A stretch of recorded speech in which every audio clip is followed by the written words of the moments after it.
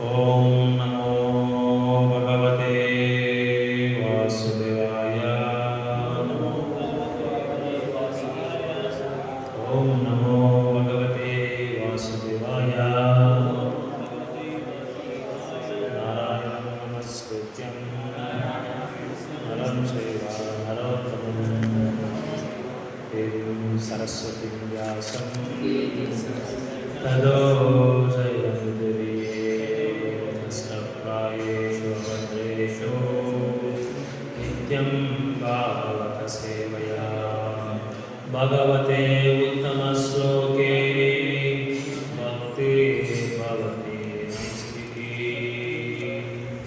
मूकां करोति वाचालां अङ्गुं लङ्घयते गिरिं यत्कृपातं वन्दे श्रीगुरुं दीनतारिणम्। परमानन्दमाधव श्रीचैतन्यैश्वरं कृष्णाय वासुदेवाय देवकीनन्दनाय च नन्दगोपकुमाराय गोविन्दाय नमो नमः। रामाय रामभद्राय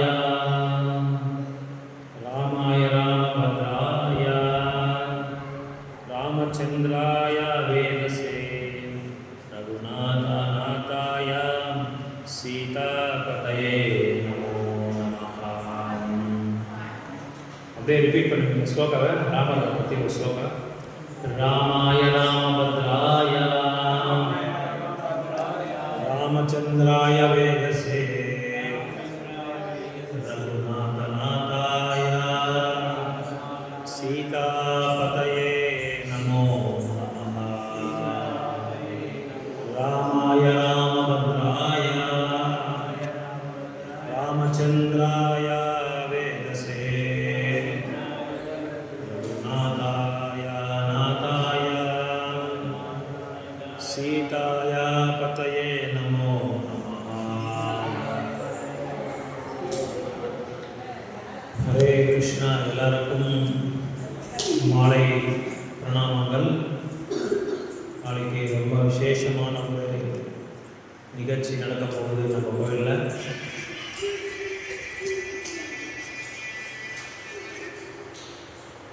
நாளைக்கு ஸ்ரீராமநவமி. நம்ம எல்லாருமே வருடம் இந்த ராமநவமி வந்து ரொம்ப மிகுந்த மகிழ்ச்சியோட சந்தோஷமாக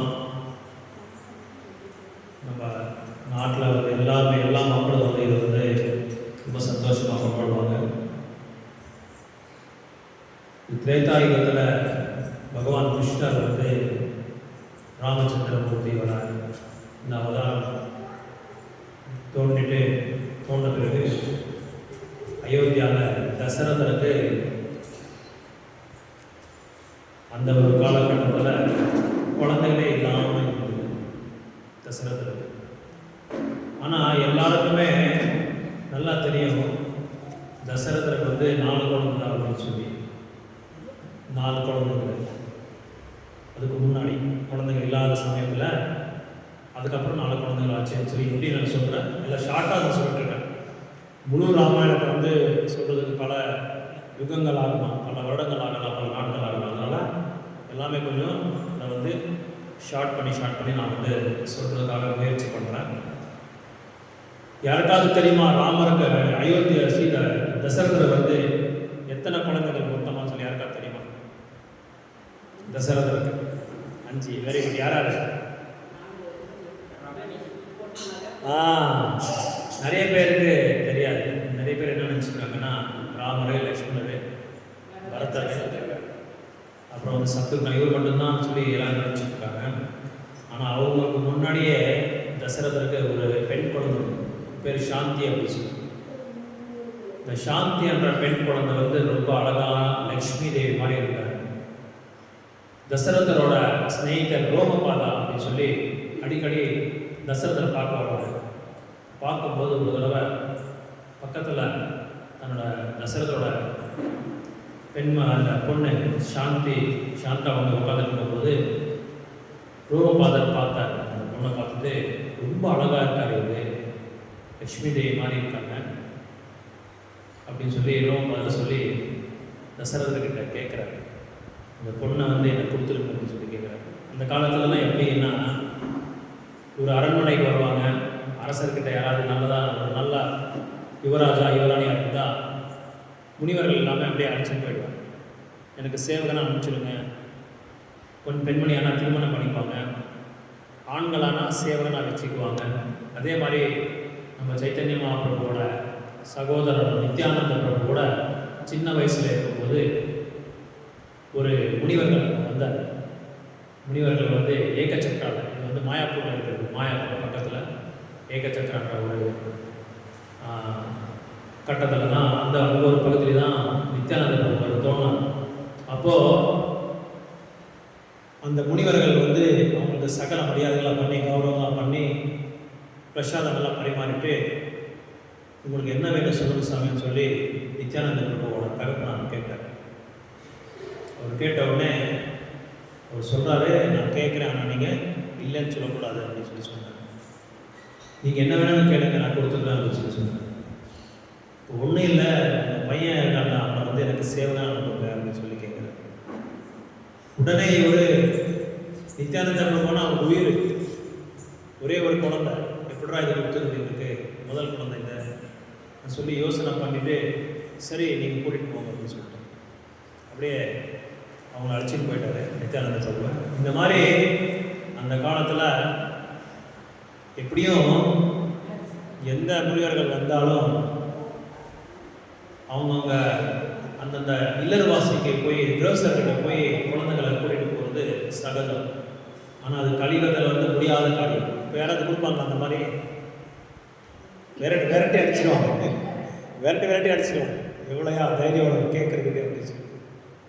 ஏன்னா அந்த காலத்தில் முனிவர்களாகட்டும், அது அரசர்களாகட்டும், இல்லை கிரகஸ்தர்களாகட்டும், அவங்க நல்லா தெரியும் இவர் எதுக்காக அழைச்சிட்டு போகிறாங்க, எந்த நோக்கத்தோட எந்த உத்தேசத்தோட போகிறாங்கன்றது எல்லாருக்குமே நல்லா தெரியும். அதனால் என்ன பண்ணுவார், இவங்க கூட போனால் என் குழந்தை வந்து என்னோட குழந்தையோட வாழ்க்கை வந்து நல்லா இருக்கும், ஆன்மீகமாக இவர் வந்து நல்லா வளருவார், ஒரு நல்ல தூய்மையான சாது ஆகுவார், தூய்மையான பக்தர் ஆகுவார், எப்படியாவது இவங்க வந்து இந்த முனிவர்கள் வந்து வைகுண்டத்தை நோக்கி அவங்க அழைச்சிட்டு போயிடுவாரான்னு சொல்லி நல்லா உறுதியாக நல்ல தெரியும்.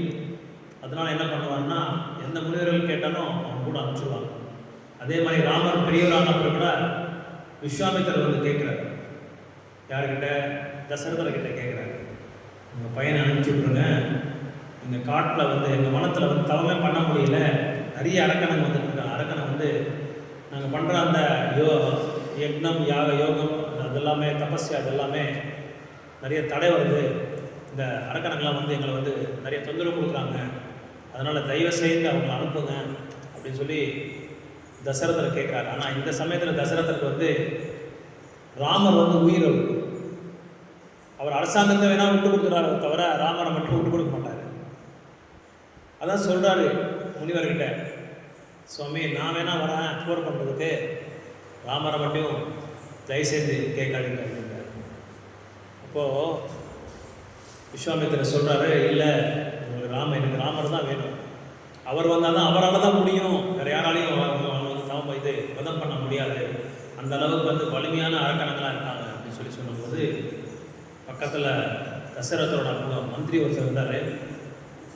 அந்த மந்திரி சொல்கிறாரு, தைரியமாக அனுப்பலாம், சரி வசிஷ்டர்னு நினைக்கிறாங்க, நீங்கள் தைரியமாக ராமச்சந்திரமூர்த்தி அனுப்புங்க, பரவாயில்ல, ஒன்றும் தவறில்லை, நீங்கள் பயப்படாதீங்க, நீங்கள் நினைக்கிற மாதிரி சாதாரணமான நபர் கிடையாது ராமச்சந்திரமூர்த்தி, திவ்யமான புருஷர் அவர், மரியாதை புருஷர் அவர், அவர் நினச்சா யாரை வேணாலும் எதை சாதிப்பாங்க, என்ன வேணாலும் சாதிப்பாங்கன்றதுனால நீங்கள் தைரியமாக அனுப்புங்கன்னு சொன்ன பிறகு அவர் அனுப்புகிறார். அதனால் ராமாயணத்தில் நம்ம பார்க்கலாம், திரேதாயுகத்தில் நடந்தது. இப்போ பார்க்கலாம், நம்ம நிறைய கல்வி, மருத்துவம், அப்புறம் வந்து சங்கீதம், நிருத்தியம், நாட்டியம், சகல கலைகள் எல்லாமே அந்தந்த காலகட்டத்துக்கு அது வந்து பிரபலமாகி அப்படியே அழிச்சிட்டு போயிடும். ஆனால் ராமாயணம் மட்டும் அன்னிலேருந்து இன்னில வரைக்கும் எல்லாருமே ராமாயணத்தை வந்து கேட்குறாங்க, சொல்லிகிட்டே இருக்காங்க. இன்னும் நம்ம வந்து அதை மறக்காமல் ஒரு வருடமும் நம்ம வந்து ராமனை பார்த்துக்கிட்டே இருக்கிறோம். அது மட்டும் இல்லாமல் ஸ்ரீமத் பாகவதத்தில் கூட 9வது ஸ்கந்தத்தில் இது வந்து எழுதப்பட்டிருக்கு ராமாயணத்தை பற்றி. ஸோ ராமாயணம் வந்து நம்ம என்ன நினச்சிருக்கோம், ஒரு கதையாக தான் நினச்சிருக்கோம். ஆனால் அதில் நம்ம கற்றுக்க வேண்டிய பாடங்கள் நிறைய இருக்குது. ராமாயணத்தில் நிறைய பாடங்கள் நம்ம கற்றுக்கலாம். எப்படி ராவணன் வந்து காமத்துக்கோ அகத்துக்கோ அல்லது மத்சரியா பொறாமை, மற்றவங்க மேலே பொறாமப்படுறது, இந்த ஒரு 3 பொருளை கருத்துக்களை வச்சு அவன் என்ன பண்ணான், அவனோட வாழ்க்கையை வந்து அவனே அழிச்சுக்கிட்டான். இப்படி தசரதனுக்கு வந்து தன்னோட அரசபையை வந்து ஆளுறதுக்காக யாருமே இல்லைன்னு சொல்லி என்ன பண்ணார் அப்படின்னா, ஒரு பெரிய ஒரு வேலியை வந்து தோண்டினார். ஒரு பெரிய யக்னம் பண்ணார். அந்த புத்திர காமேட்சி யக்னம் அப்படின்னு சொல்லி அந்த பேர் அந்த யக்னத்துக்கு. அந்த யக்னத்தை வந்து தோண்டின பிறகு ஒரு முனிவர்கள் வந்து அவருக்கு வந்து பாயசத்தை கொடுத்தாங்க.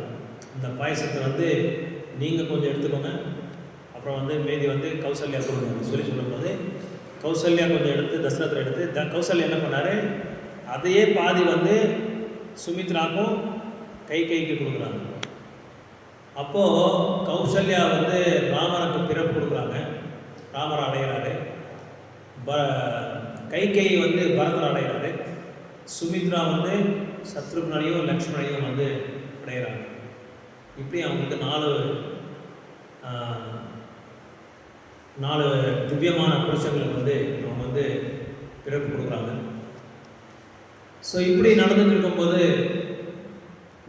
இதுக்கு முன்னாடி நம்ம என்ன செய்யணும், நம்ம என்ன தெரிஞ்சுக்க வேண்டியது அப்படின்னா, ராமாயணம் வந்து வால்மீகி 7 காண்டமாக பிரிச்சிருக்காங்க. யாருக்காவது தெரியுமா என்னென்ன பேருன்னு சொல்லி? 7 காண்டமாக பிரிச்சிருக்காங்க ராமாயணம். யாருக்காவது தெரியுமா ராமாயணத்தை? சுந்தரகாண்டம். ஓகே. ஸோ பாலகாண்டா, அப்புறம் வந்து அரண்யகாண்டா, அயோத்தியா காண்டா, அதான் பாலகாண்டா முதல்ல.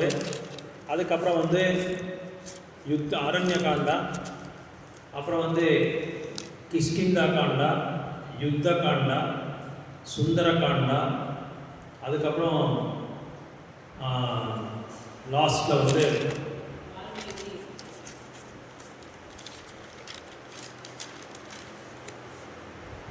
உத்தரகாண்டா. பாலகாண்டா, அயோத்தியா அல்லது அரண்யகாண்டா, கிஷ்கிந்தா காண்டா, சுந்தரகாண்டா, யுத்த காண்டா, உத்தரகாண்டா. பாலகாண்டத்தில் தான் பகவான் ராமரோட லீலைகளை பற்றி எல்லாமே அதில் சொல்லப்பட்டிருக்கு. ஆனால் நம்ம பார்க்கலாம், கிருஷ்ணரோட லீலைகளுக்கு நம்ம வந்து ஒப்பிடுபட்டா ராமரோட பாலலீலைகள் வந்து ரொம்ப ரொம்ப குறையும். கிருஷ்ணரோட லீலைகள் வந்து அவரோட பால்ய லீலைகள் வந்து நிறைய இருக்குது, கேட்க வேண்டியது. 10வது ஸ்கந்தத்தில் 4 வால்யூம் எழுதியிருக்காங்க. ஸ்ரீமத் பாகவதத்தில் 4 வால்யூமாக எழுதி வச்சுருக்காங்க அந்த புஸ்தகத்தை. பிரபுபாதர் வந்து ஒரு பொருளுரை எழுதியிருக்காரு. கிருஷ்ணன் அந்த 4 புஸ்தகத்தையும் ஒரே ஒரு புக்காக வந்து எழுதி Krishna the supreme personality of God சொல்லி ஒரு புஸ்தகம் எழுதியிருக்காரு. நீங்களாம் பார்த்துக்கலாம். கிருஷ்ணன் தான் முழுமுத கடவுளை சொல்லி அந்த 4 புக்கையும் ஒரே புக்காக வந்து என்ன பண்ணியிருக்காங்க, கன்ஃபைன் பண்ணியிருக்காங்க. ஸோ இந்த 7 கண்டமாக ராமாயணத்தை வந்து பிரிச்சிருக்காங்க. இதில் ராமாயணத்தை 3வது ஸ்லோகால் என்ன சொல்கிறாங்கன்னா, சீதா மாதை தான் இதில் வந்து உயர்ந்தமான ஒரு ரோல் அப்படின்னு சொல்லி சொல்கிறாங்க. சீதா மாதை தான் ராமாயணத்தில் வந்து மிகப்பெரிய ஒரு ஸ்தானத்தை அடைஞ்சிருக்காங்க அப்படின்னு சொல்லி வால்மீகி வந்து எழுதுறாரு. 3வது ஸ்லோகத்தில் எழுதுறாரு. ஸோ ராமாயணம் அப்படின்னா, இனம்னா ராமரோட பிரயாணம். அதனால தான் அந்த பேர் வந்து ராமாயணம்னு சொல்லியிருக்காரு. ஸோ இப்படி ராமாயணத்தை வந்து இந்த 7ஆ பிரித்து என்ன பண்ணார் வால்மீகி, ஒன்றா எழுத ஆரம்பிச்சிட்டார். இது எழுதுறதுக்கு முன்னாடி வால்மீகி வந்து அவர் பேர் ரத்னாகர் அப்படின்னு சொல்லி பேர் ரத்னாகர். அவர் என்ன பண்ணிட்டு இருந்தாருன்னா, விலங்குகள் எல்லாமே வதம் பண்ணி காட்டில் அதை வந்து உயிருக்கு போராடிட்டு இருக்கும்போது இவர் அதை பார்த்து சிரித்து நல்லா அதை சந்தோஷப்படுத்துவார், சந்தோஷமாயிட்டு இருப்பார். வாய்ஸ் கேட்குதுங்களா? அப்போது நாரதமுனி வந்து அந்த வனத்துக்கு அந்த காட்டில் வருவார். பார்த்தா எல்லா உயிர்வாளிகளும் வந்து உடலை விட்டு ரொம்ப கஷ்டப்பட்டுட்டு இருக்கு. அந்த கஷ்டத்தை பார்த்துட்டு ரத்னாகரை கூப்பிட்டு சொன்னாங்க, ஏப்பா இந்த மாதிரிலாம் பண்ணிட்டுருக்க அப்படின்னு சொல்லி சொன்னாங்க. என்ன பண்ணுற சமயம், எனக்கு வேறு வழி இல்லை, இதான் எனக்கு என்னோட வாழ்வாதாரம் இதான்னு சொல்லிட்டு இருக்கும்போது நாரதர் வந்து அவருக்கு உபதேசம் பண்ணுறாரு. சரி, நான் ஒரு மந்திர உபதேசம் பண்ணுறேன், அந்த மந்திரத்தை நீங்கள் சொல்லுங்கள் அப்படின்னு சொல்லி சொன்னால், நான் எதுவும் படிக்கலை, எனக்கு படிக்க தெரியாது, சொல்லவும் தெரியாது, எழுதவும் தெரியாதுன்னு சொன்னார். சரி, நீ ஒன்றும் பண்ணாத, மரான்னு சொல்லிட்டே அப்படின்னு சொன்னார். மரா மரா மரா மரா மரா மரா மரா மரா மரா மரா மரா. அந்த மரா என்னாச்சு? ராமாவாக மாறிடுச்சு. அப்போ தான் அவர் வால்மீகி ராமாயணத்தை வந்து எழுத சொல்லி நாரதமுனி சொன்னார். அப்புறம் பிரம்மா வந்து அவருக்கு வந்து ஒரு திவ்யமான புருஷர் வந்து தோண்ட போகிறாரு, அவரை பற்றி நீங்கள் எழுதுங்கன்னு சொல்லி அந்த திவ்ய புருஷனோட குணங்கள் எல்லாமே வர்ணிக்கிறாங்க, ராமரோட குணங்கள் எல்லாமே வர்ணிக்கிறாங்க. ஸோ இப்படி ராமாயணத்தை வந்து வால்மீகி பாருங்க, ஒரு வைஷ்ணவரோட கருணையினால, ஒரு வைஷ்ணவரோட திருப்பத்தினால விலங்குகளை வந்து வதம் பண்ற ஒரு குரூரமான ஒரு ஜீவி கூட ராமாயணன்ற ஒரு பெரிய கிரந்தத்தை எழுதுகிற அளவுக்கு தகுதிப்பட்டிருக்காங்க. அதனால வைஷ்ணவரோட கருணையும் வைஷ்ணவோட அந்த இறக்க மனம் வந்து உயர்ந்தமானது நம்ம வாழ்க்கையில். அதனால நம்ம வாழ்க்கையில் யாராவது பக்தர்கள் வந்து இந்த மாதிரி நம்ம மேலே இறக்கம் காமிச்சு பக்தி தொண்டை பற்றியோ இல்லை பகவானை பற்றியோ ஒரு நல்லதை பற்றியோ ஒரு நல்லது கெட்டதை பற்றியோ நம்மளுக்கு சொன்னால் அது வந்து ஒரு பெரிய மகா பாக்கியம். அந்த மாதிரி ஒரு பாக்கியம் வந்து யாருக்குமே கிடைக்காது, யாராலையும் அடைய முடியாது. அப்படி நம்ம அடைஞ்சிருந்தா நம்ம மாதிரி ஒரு பாக்கியவான்கள் யாருமே இல்லை அப்படின்னு சொல்லி கிரந்தத்தில் சொல்கிறாங்க, எல்லா நூல்களும் சொல்கிறாங்க. அதனால வைஷ்ணவரோட கருணை வந்து ரொம்ப ரொம்ப உயர்ந்தமான ஒரு கருணை. ஸோ யாருக்குமே அது கிடைக்காத ஒரு பெரிய பொக்கிஷம் அப்படின்னு சொல்லலாம். நாரதர் பாருங்க, எங்கே போனாலும் எப்படியாவது ஒரு கட்டுண்ட ஆத்மாக்களை வந்து பார்த்தா அவங்க அந்த ஆன்மீகமான வழிக்கு அவங்கள வந்து அழைச்சிட்டு வந்து எப்படியாவது அவங்கள வந்து இந்த பௌத்திக உலகத்துலேருந்து அவங்கள வந்து விடுபட்டு ஆன்மீக லோகத்துக்கு போகிறதுக்கு என்னென்ன வழி இருக்கோ அந்த வழி எல்லாமே சொல்லி கொடுத்துருக்காங்க, வழி காட்டுறாங்க. அப்படி பார்த்தா துருவ மகாராஜுக்கு வந்து அவர் தான் வழி காமிச்சாரு, ஆன்மீகமான வழி. பிரகலாத் மகாராஜுக்கும் அவர் தான் வழி காமிச்சாரு. இந்த மாதிரி நாரதமுனி வந்து புருகாரி அப்படின்ற ஒரு வேட்டை ஆடுற ஒரு நபர் இருந்தார், அவருக்கும் வந்து இவர் தான் இது பண்ணார். வால்மீகி கூட இவர் தான் வழி காமிச்சார். இவர் தான் ஆன்மீக குருவாக வந்து அந்த ஸ்தானத்தை வந்து எடுத்து அடைஞ்சு இவருக்கு சீடராக அங்கீகாரம் பண்ணி அவருக்கு வந்து வழி காமிச்சார். இப்படி பார்த்தா நாரதமுனி மாதிரி ஒரு வைஷ்ணவர்கள் வந்து நம்ம மாதிரி வாழ்க்கையில் பல பேரை நம்ம வந்து பார்க்குறோம்னா அதை வந்து நம்ம சரியாக கடைப்பிடிக்காமையே ரொம்ப கேர்லெஸ்ஸாக நம்ம விட்டுறோம். ஏன்னா ஒரு வைஷ்ணவர் அப்படின்னா அவங்களோட வாழ்க்கை எல்லாமே பகவானுக்காகவும் பக்தர்களுக்காகவும் அந்த ஏக்கத்துக்காகவும் தியாகம் பண்ணுற ஒரு உயர்ந்தமான ஒரு அந்த குணங்கள் அடைஞ்ச ஒரு வைஷ்ணவர்கள். அதனால் வைஷ்ணவர்கள் வந்து பதீத பாவனா அப்படின்னு சொல்லி சொல்கிறாங்க. துக்கி பராதுக்கி, அவங்களுக்குன்றது துன்பம் எதுவும் கிடையாது வைஷ்ணவர்களுக்கு. ஆனால் மற்றவங்கள துன்பத்தை வந்து அடையவாங்க. ஒரு ஆசிரமத்தில் நல்லா கேளுங்க, ஒரு குரு வந்து